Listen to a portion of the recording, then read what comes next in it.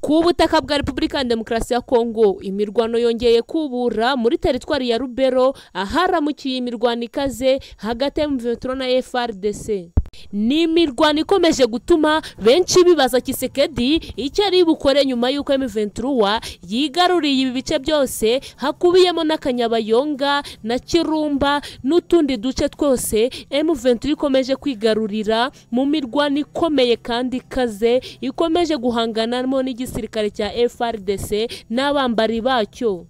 Ni mu gihe kandi ku munsi w'ejo washize tariki ya 30 z'ukwa gatandatu aribwo RDC yizihizaga umunsi w'ubwigenge ku nshuro 64, Martin Fayulu, umunyapolitiki utavuga rumwe na leta, yaburiye abanyekongo ikintu gikomeye muri iki gihe bugarijwe n'intambara. Bana natwe mu nkuru zikomeye ku mutekano, politiki na diplomasi, ukanda subscribe ni kuri buto y'umutuku kuri no kunzogera tubashe kubana mu makuru atandukanye tubagezaho nguhaye ikaze. Imirwano ikaze yongeye gutangira mu gitondo cyo kuri uyu wa mbere Nyakanga hagati y'ingabo za Kongo zishyigikiwe n'umutwe yitwaje intwaro ndetse n'inyeshyamba za M23.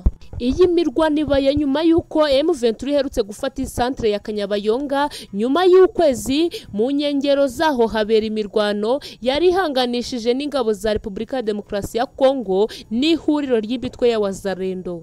Ni mu gihe Perezida Felix Tshisekedi yongeye kwikoma umuturanyi nyuma y'uko inyeshyamba za M23 zari zimaze kwigarurira umujyi wa Kanyabayonga na Kirumba, atanga isezerano ryo gukora ibishoboka byose kugira ngo yisubize uduce izo nyeshyamba zigaruriye. Nanone kandi Martin Fayulu, umunyapolitiki utavuga rumwe na leta, yavuze ko atumva ukuntu Tshisekedi akora ingendo nyinshi mu mahanga ariko nasura abaturage bo mu burasirazuba bw'iki gihugu. Ubwo Fayulu yafataga ijambo yagize ati, mu kwirengagiza bikabije ibyo ukwiye kwibandaho, Bwana Felix Tshisekedi yahisemo kwikorera siporo ajya mu bihugu by'amahanga, akora ingendo zidafite umumaro hirya no hino ku isi. Gusa yanze kujya muri Beni, Butembo, Goma, Mugwaru n'ahandi mu burasirazuba bw'igihugu cye. Yanavuze ko uyu muperezida akomeje gucamo abanyekongo bice yifashishije amoko kandi ko ari gutekereza guhindura itegeko nshinga kugira ngo agume ku butegetsi, nyamara ngo nibizamuhira. Uyu munyapolitika yakomeje ati, kuri we kugira ngo agere ku mugambi we yanyura hejuru y'imibiri miliyoni y'abanyekongo bajya mu mihanda kumufungira inzira. Martin Fayulu yagaragaje ko ubutegetsi bwa Felix Tshisekedi bukomeje gukandamiza abanyekongo batavuga rumwe na bwindagirije ko Felix Tshisekedi akomeje gutsikamira uburenganzira bw'abaturage, aho akomeje gufunga inzirakarengane zizira guharanira uburenganzira bwa muntu bw'abanyekongo bapfa bazira ubusa. Nanone kandi ku rundi ruhande tugarutse mu nkuru zikomeye, intare za Sarambwe zasabye abanyekongo kwirinda ibinyoma ubutegetsi bwa Kinshasa bukomeje gutangariza abaturage b'abanyekongo. Ni mu gihe Perezida Felix Tshisekedi wa Repubulika ya Demokarasi ya Kongo avuga ko intambara iri kirabera mu burasirazuba bwa Kongo ari igitero cyeruye gikorwa n'abitwaza impamvu zitagira ishingiro. Ku rundi ruhande, nyuma y'uko bivuzwe ko Chiko Chitambwe arimo arashakishwa na Wazalendo bakavuga ko yahungiye muri M23, igisirikare cya leta ya Kinshasa cyagize icyo kibivugaho. Ngwino twinjirane muri izi nkuru zikomeye ku mutekano, politiki na diplomasi. Bana natwe ukanda subscribe ni kuri buto y'umutuku uko no kunzogera tubane mu makuru atandukanye tubagezaho nguhaye ikaze. M23 yasabye abanyekongo kwirinda ibitangazwa n'ubutegetsi bwa Perezida Felix Antoine Tshisekedi Chilombo. Bikubiye mu nyandiko umutwe wa M23 washize hanze ukoresheje umuvugizi wayo mu bya politike, zivuga ko igihe kigeze kugira ngo abanyekongo bahishurirwe ibinyoma ubutegetsi bwa Kinshasa bubatangariza umunsi ku wundi. Izi nyandiko Lawrence Kanyuka zishize hanze akoresheje urubuga rwe rwa X. Ni inyandiko zigaragaza ko guverinoma yobaye na Bwana Tshisekedi irangwa n'ikinyoma kandi ko nyuma y'icyo kinyoma nta kindi kiyiranga. Izi nyandiko ziragira ziti, igihe kirageze cyo guhishura ukuri ku binyoma bivugwa n'ubutegetsi bwa Kinshasa. Ubu butegetsi butuma abaturage baturi iki gihugu bizera ko ingabo za FARDC n'abambari bazo bashobora kongererwa imbaraga ku buryo bahita birukana M23 kwigarura mu bice byose yabohoje. Izi nyandiko zikomeza zigira ziti rwose ihuriro ry'ingabo za RDC nirishobora kwirukana M23 aho igenzura. Mubimenye neza ko buri gace kabereyemo imirwano hagati ya M23 n'ingabo ziri muri iri huriro ry'ingabo za RDC rirahunga kandi rigata ibikoresho byinshi bya gisirikare. Buri gace kose twagerageje guhuriramo mu mirwano. Kanyuka yakomeje avuga ko ibikoresho by'urugamba M23 ikoresha ahanini ari byo baba batse zino ngabo za RDC n'abambari bacyo.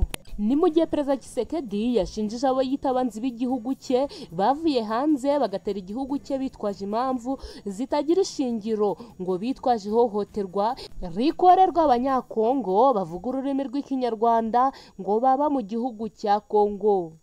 Akomeza avuga ko ibiri kubera Kanyabayonga, Ikayina no mu majyepfo ya Rubero no mu bice bya Rucuru, Nyiragongo na Masisi ni igitero cyeruye ku bwigenge bwacu. Hagati aho leta ya Kongo ikomeje gushinja u Rwanda kandi rwo rufashe mu mugongo haba mu bikoresho no mu barwanyi umutwe wa M23 uhanganye n'igisirikare cya FARDC mu burasirazuba bw'iki gihugu, aho kuri ubu umaze kwigarurira uturere tutari duke mu ntara ya Kivu y'Amajyaruguru. Tshisekedi akaba yizeza abaturage cyane cyane ababa mu turere turwanwamo intambara mu burasirazuba bwa Kongo ko ntacyo atazakora kugira ngo igihugu gisubirane amahoro n'umutekano. Ku rundi ruhande igisirikare cya leta ya Kinshasa cyagize icyo kivuga kuri General Chikwa Chitambwe uvugwa ko yaba yarahungiye muri M23. Bikubiye mu butumwa bwatanzwe n'umuvugizi w'ingabo za Repubulika Demokarasi ya Kongo uherereye mu bice byo muri Butembo muri Kivu y'Amajyaruguru, Bwana Liyetona Mbuyi Regan avuga ko Chikwa Chitambwe ibimuvugwa hari ibinyoma. Uyu muvugizi yavuze ko Chikwa yahizwe bukware ahigwa n'abaturage kandi ko ari byo byaviriyemo kuvuga ayo makuru we yita ko ari ibinyoma. Ni mu gihe byakomeje kuvugwa ko usibye ko Chikwa Chitambwe ashakishwa n'abaturage n'ingabo za Wazalendo ngo zari zagose hoteli Butembo, uyu mugabo yararimo ngo zishaka kumwica.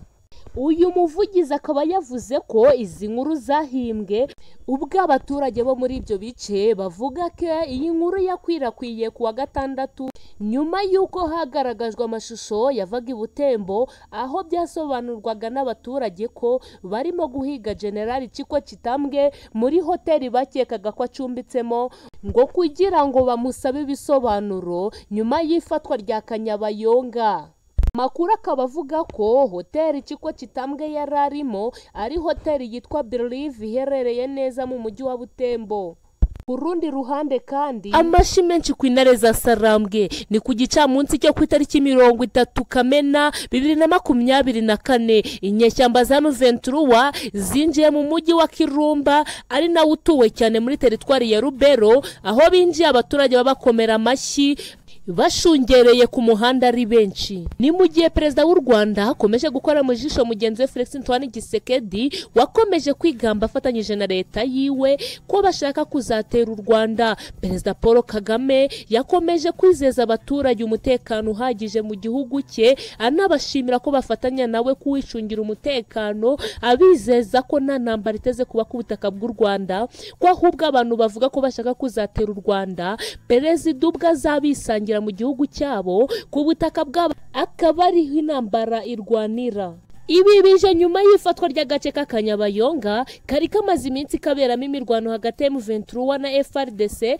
n'abafatanyabikorwa bayo. Ubwo intare za Sarambwe zinjiraga muri Kirumba, abarwanyi ba M23 binjiye bari mu modoka no ndetse n'amakamyo ariho intwaro n'ibindi bikoresho bya gisirikare byatawe n'igisirikare cya Kongo mu kigo cya Kasando.